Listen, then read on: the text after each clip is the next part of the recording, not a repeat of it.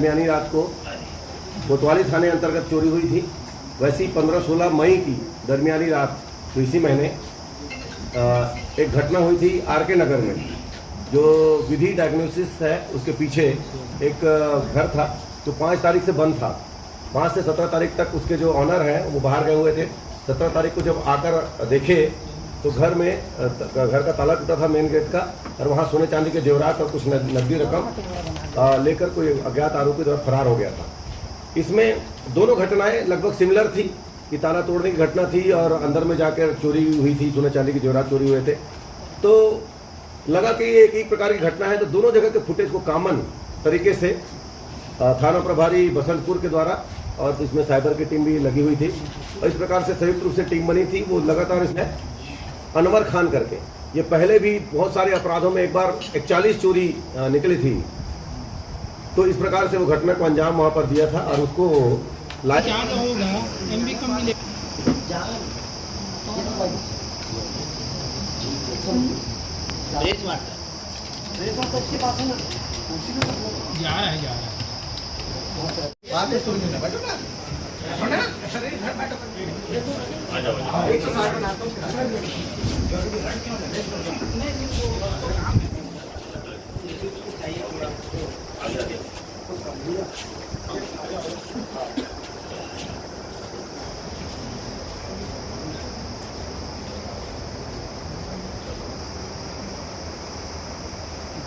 क्षेत्र में निवास करता है, दुर्ग का।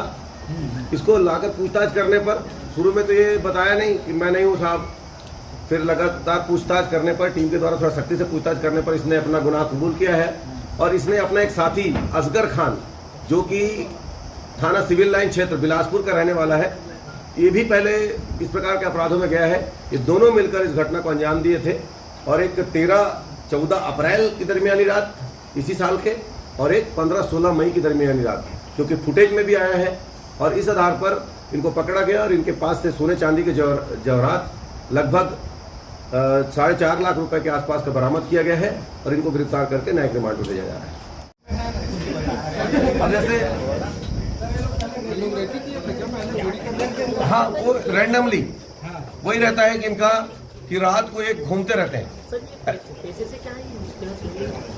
चोर है वो तो है, लेकिन चोरी हुई है। 14 अप्रैल की दरमियानी रात को एक चोरी हुई थी, जो कि SBI कॉलोनी में हुई थी। दूसरी चोरी, उसी प्रकार की चोरी थाना बसंतपुर अंतर्गत आरके नगर में हुई, जो 15-16 मई की दरमियानी रात हुई। तो इस प्रकार ये जो घटना है लगभग सिमिलर था, और इसमें टीम गठित की गई थी। थाना प्रभारी बसंतपुर इसमें नेतृत्व कर रहे थे, और साइबर की टीम थी, और अन्य थाने की टीम थी। इसमें लगातार फुटेज को चेक किया गया, और साइबर टीम भी इसमें लगी रही, और इसके आधार पर, टेक्निकल आधार पर भी, जो हुलिया के आधार पर ये देखा गया कि जो चोर हैं वो कुछ ज़्यादा एज के हैं। इस आधार पर उसकी पहचान असगर खान, जो कि नेवई, जो दुर्ग का रहने वाला है, उसके रूप में की गई। उसको थाने लाया गया, उससे कड़ाई से पूछताछ करने पर उसने अपना गुनाह कबूल किया। उसने अपने साथी का नाम भी बताया, जो कि असगर खान, जो कि सिविल लाइन थाने क्षेत्र जो बिलासपुर का निवासी है। ये दोनों, अनवर और असगर, दोनों मिलकर इस घटना को अंजाम दिए थे। दोनों जगह मोटरसाइकिल से आए थे, और घटना को अंजाम देकर ताला तोड़कर सोने चांदी के जेवरात ये चोरी करके ले गए थे। इन दोनों को पकड़ा गया है। इनके कब्जे से 4.5 लाख के सोने चांदी के जेवरात बरामद किए गए हैं। नगद रकम को इन्होंने खर्च कर दिया गया है।